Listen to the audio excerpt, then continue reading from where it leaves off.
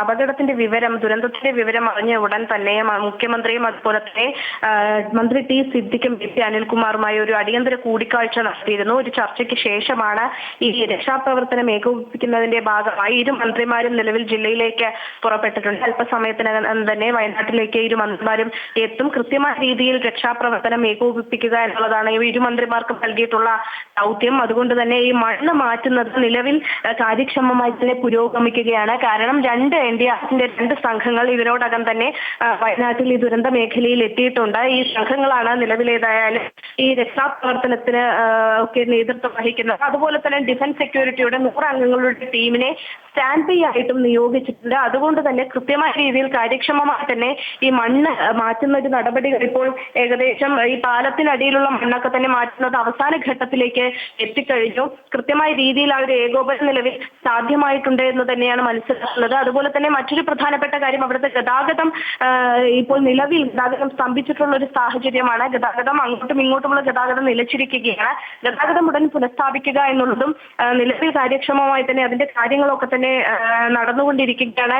ഇതിനെ എല്ലാത്തിനും ഈ മണ്ണ് മാറ്റിയാൽ മാത്രമേ ഇതിനെല്ലാം തന്നെ കാര്യങ്ങൾ നടക്കുകയുള്ളൂ എന്നുള്ളതാണ് നിലവിൽ മനസ്സിലാക്കാൻ സാധിക്കുന്നത്. അതേസമയം ഈ കള്ളാടി തുറമുഖ നിർമ്മാണ മേഖലയിലെ മണ്ണ് നീക്കം ചെയ്യാൻ നേരത്തെ തന്നെ ആവശ്യപ്പെട്ടിരുന്നതായിട്ട് മുഖ്യമന്ത്രി VD സതീശനെ അറിയിച്ചിട്ടുണ്ട്. പക്ഷേ കരാറുകാരെ ഉത്തരവ് പാലിച്ചില്ല.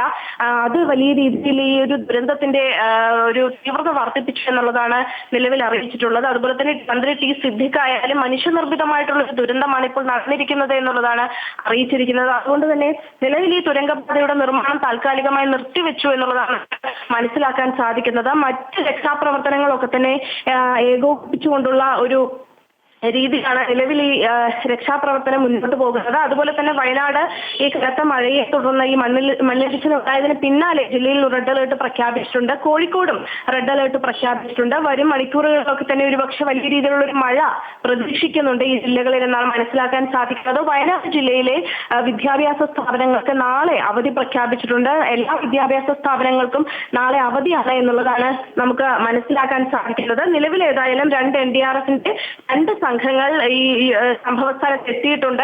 അതുകൊണ്ട് തന്നെ അവിടെ വയനാട് ജില്ലാ കളക്ടറുമായി മുഖ്യമന്ത്രി ഫോണിൽ സംസാരിച്ചുകൊണ്ട് കാര്യങ്ങളിൽ കൃത്യമായ ഇടപെടൽ നിലവിൽ നടത്തുന്നുണ്ട് എന്നുള്ളതാണ് മനസ്സിലാക്കാൻ സാധിക്കുന്നത്. കൃത്യമായ രീതിയിൽ മണ്ണ് മാറ്റുന്നതിനായിരിക്കും ആദ്യത്തെ പരിഗണന നൽകുക. ഈ മണ്ണിൽ കുടുങ്ങിക്കിടക്കുന്നവരെ രക്ഷപ്പെടുത്താനുള്ള ഒരു തീവ്രമായ ശ്രമമാണ് നിലവിൽ നടന്നുകൊണ്ടിരിക്കുന്നത്. രക്ഷാപ്രവർത്തനം NDRFന്റെ ഒക്കെ സഹായത്തോടു കൂടി കാര്യമായ രീതിയിൽ നടക്കുന്നുണ്ട്. കൂടുതൽ സേനയുടെ ആവശ്യമുണ്ടെങ്കിൽ ആ സേനയെ എത്തിച്ചു നൽകാനുള്ള ഒരു നടപടികളിലേക്ക് കടക്കാൻ മുഖ്യമന്ത്രി ഏതായാലും നിർദ്ദേശിച്ചിട്ടുണ്ട്.